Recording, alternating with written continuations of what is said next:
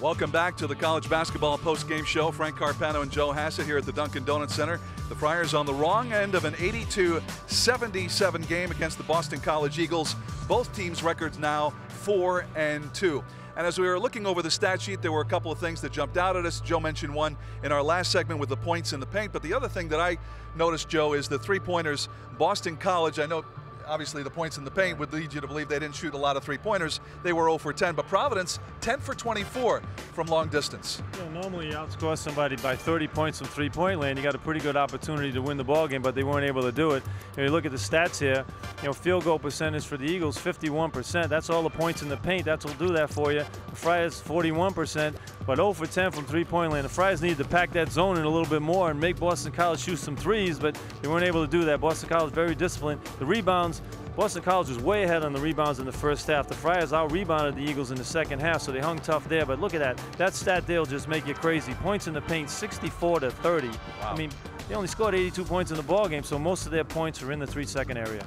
Let's talk about individual performances, and Marshawn Brooks, who really started to get it going there midway through the second half at about the 8.5-minute mark, came up with his fourth foul and had to come out of the lineup. Yeah, that's an unfortunate foul, too. You see, Marshawn's basically a guard, Frank, and he's inside rebounding because the Friars are a small team, so he has to rebound. He went over the back on that one, picked up his fourth foul, and that was big because he had scored 8 straight points shooting the ball. I mean, pick and roll, he was right here. He comes off the screen right here, just shakes a little bit, boom, pulls up for the three-pointer. He's got great rhythm on that. That was his 8th straight point in that segment. He did a fabulous job. He's tough to guard. I mean, he's the guy who can really shoot the ball from the perimeter. Then when you get out on him, he gets by you to the basket. So he's a tough cover. And picking up that fourth foul, he lost his aggressiveness a little bit. There were 5 Friars in double figures scoring tonight, led by Sherrod Curry. The senior leader had 20 points tonight, and then that included 3 three-pointers. Yeah, Sherrod came back to the old Sherrod tonight. I mean, he looked good out there, and they need to have him to be effective this year in the Big East. You have to have 3 scorers. You got Peterson, Brooks, and Sherrod Curry. And Sherrod had a good ball game, but again, you got to credit Boston College did a great job of bottling him up at the end there. Look at this jump shot right here, coming off the screen. That's a tough shot. Knocks it down with pressure on him. And the Friars looked to take 3-pointers, Frank. They took 24 in the game and hit 10 of them, but he's the guy that has to be a big scorer for this Friar team to be successful this year. I know that he was a bit tentative, went cold from shooting outside for a couple of games, but it does appear that he has the stroke back. Well, it's back, and he's played 2 roles. I mean, he's been a point guard his whole career for the last 5 years. Now all of a sudden he's playing the 2 guard when Vince Council comes in the ball game. So I think he's adjusting, and he likes to be a scorer a little bit more. Now be a scoring point guard, and Vincent Council can relieve him at the point. The second half, as far as three-pointers are concerned, the Friars really turned up the heat on the Eagles. Well, they need to get the 3-pointers to go in. This Friar team this year is going to have to be a team that shoots from the perimeter. They're not a big team inside. There's Brooks knocking down the 3-pointer right there.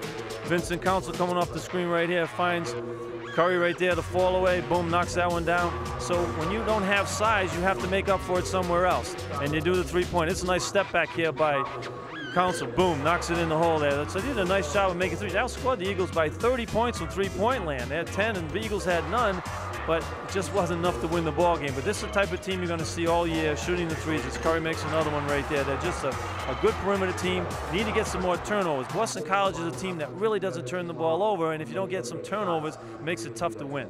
Kevin McNamara in today's Providence Journal said that over the next 4 or 5 games, the Friars will be facing more quality opponents, and how the PC defense performs will really give you a peek into the future of this team for this season. Well, this game tonight is a good barometer, too. Boston College is a team. That team went to the NCAA tournament last year. And they're missing one of the best players in Sanders, but they're a team that's got experience, and they don't turn the ball over, and that's key. They were able to beat the Friar press, to take their time and score, get the ball in the paint.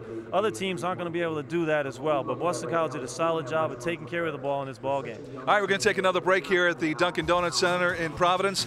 The Friars 82-77 losers to the Boston College Eagles. More coming up after this.